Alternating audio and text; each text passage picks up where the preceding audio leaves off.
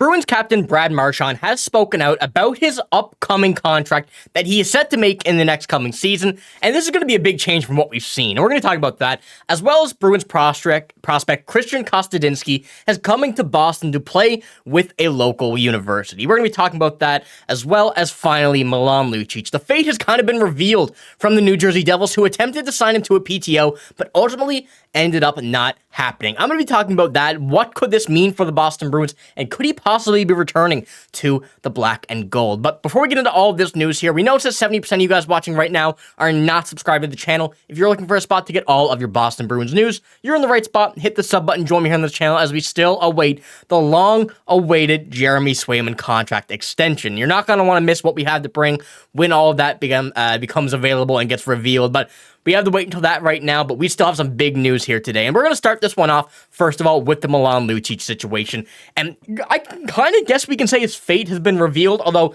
this is not going to be the end of Milan Lucic right now. We still have a lot of stuff that is going to come out about him, but I first wanted to pull up a little bit of backstory about what happened. For those who really haven't heard the name, don't know what happened ultimately before he ended off last season with the Boston Bruins. So I'll pull this up here first, kind of go over it. Lucic's second stint with Boston ended after 4 games as he was arrested for assault and battery back in November 2023. He entered the NHL Player Assistance Program after and did not return to the Bruins. Lucic pleaded not guilty to the charges, and they were eventually dropped in February after his wife Brittany refused to testify against him. In addition, Brittany filed for divorce from Lucic back in April. So that's kind of a little backstory. I'm not going to go too much into that at all, but having, some charges dropped and stuff kind of makes me think that some things could be in the right direction for Milan Lucic in this career. And this is kind of what we're thinking right now with the New Jersey Devils offering that contract to him, or not a contract, I should say, PTO, and extending that to him. But ultimately, it couldn't. And this is what the Devils brought out and kind of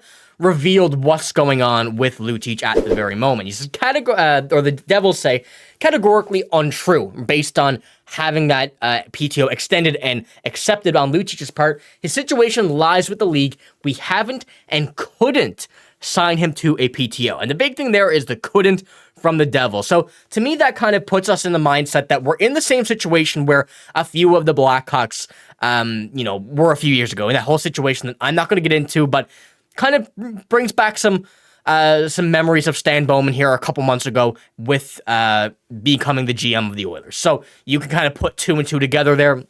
The league is not letting him back in, but that don't mean they can't. There's going to be a review coming in I kind of assume the same way they did for the Blackhawks, and whether or not they're going to be allowing back in the league, I guess, is the easiest way to put it. And I do think that with the whole situation, how it played out with Lucic and everything, the legal process of it, I think there's a good chance that he will come back. So maybe the Devils didn't have the right information, or the reporters didn't have the right information, but ultimately, it does seem that we could see a Milan Lucic back in the NHL. Maybe the Bruins now, once everything cleared up, maybe they knew that this wasn't the case. That's why he couldn't come back last year. I know a lot of you guys wanted him back for the playoffs and everything, and back this season, and we may be getting that. We may see that if the league comes to terms that he is able to come back. Maybe the Bruins jump on before the Devils do if they were trying to get him and bring him back to this lineup. So let me know what you think. Could Milan Lucic play another season in the black and gold? That would be a very big change to what we had originally thought after last season. And I do want to pull up kind of his stats before we move on to,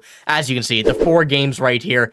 Really didn't get the opportunity for a final season in the black and gold, but maybe we do see one more here in this one. But let's move on to our second topic here of this video, which is going over the Bruins prospect that I mentioned, Kristian Kostadinski, in the intro, and he is set to join Boston. Now, not the Boston Bruins, but he is set to come to Boston College, or he committed to Boston College, I guess is a better way of putting it, and is set to come not this season, but next. This is the thing that I've mentioned in a lot of Bruins prospects videos when we're seeing that they're committing to local colleges or universities and whatnot. And this is exactly what the Bruins, and I know many other teams around the NHL like to see, but especially the Bruins.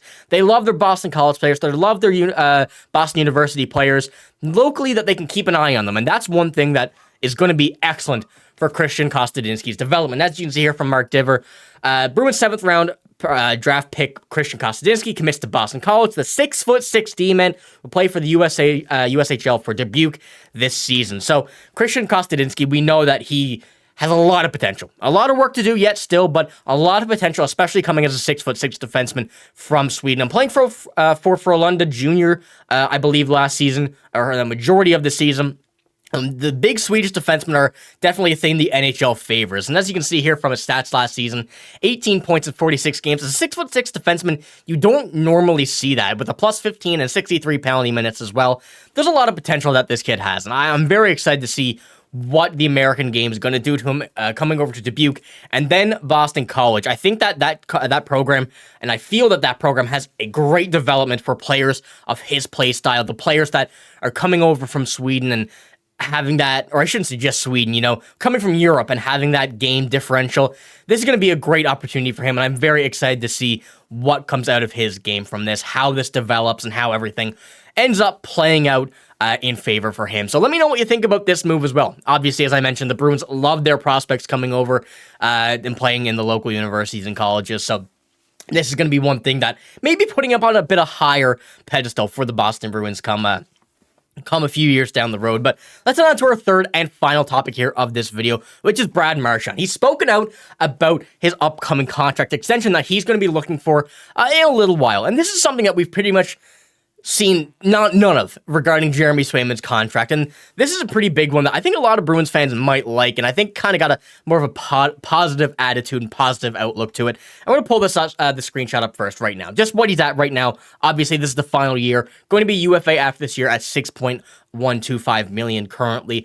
And this is still a very big steal for Brad Marchand. So we really can't complain that, if he's going to be making too much money and whatnot, because he absolutely deserves it for taking this pay cut with the Bruins. But we're going on to this screenshot here, or the little quote, I guess we can say, from Marchand. And don't worry, the picture, it was the best one that fit in the side. So I know this is from probably a decade ago, but it works. He says, I'm going to say this now and kind of leave it at that. I won't ever talk about contract stuff in the media. I saw a report the other day. I don't know where he's getting his information. It wasn't from our side. We're not going to talk about it. Whatever goes on will stay internal between Don Sweeney and our group. I'll leave it at that. I think there's enough respect between the two sides that we can deal with it. And to me, this really means that a deal is coming. A deal is going to be there, and Brad Marchand really don't care about the price. He knows there's going to be a deal done. But that's also just a very professional move from your captain, not wanting to put the stuff out there, just wants to get it done and over with and leave it at that. But one thing that this can really bring us to is Jeremy Swayman. He has done a lot of talking about that contract in the media. He's done a lot of talking about what's going on, his side, the Bruins side, and whatnot. And he's mentioned that, yes, he wants to get it done, but he's also kind of, speaking out a lot about the price and whatnot and the kind of situation that he's in. You have to think that the Bruins may not be too big of a fan of that. They kind of want to keep contract stuff internal, as Marchand said. It's just a professional move, but it's also more of a business move as well. So what do you think about this? Do you think this could be a little dig from Marchand? Personally, I don't think so, but there are some people who think that this kind of is the case, the way he voiced this and, in this interview, in this quote, what he had to say here. So, let me know what you think. Obviously, Marchand's contract extension is nearly 100%. It is guaranteed, and at whatever point it does come, it's going to be after Swayman, but it could come anytime after that, and I'm very excited to see what they end up doing with Marchand, if he'll take a pay cut, if he's taking a pay rise. Personally, whatever it is, you got to be happy about it. So, like I said, let me know what you think. But that's all I got in this video. If you did enjoy, give it a like, hit the sub button as well. We're closing in on 4K, and if we can hit that before the season starts, that would be absolutely unreal. But I do appreciate the support once again. I'm signing out. Thank you for watching. Hope you have a great day. See you later.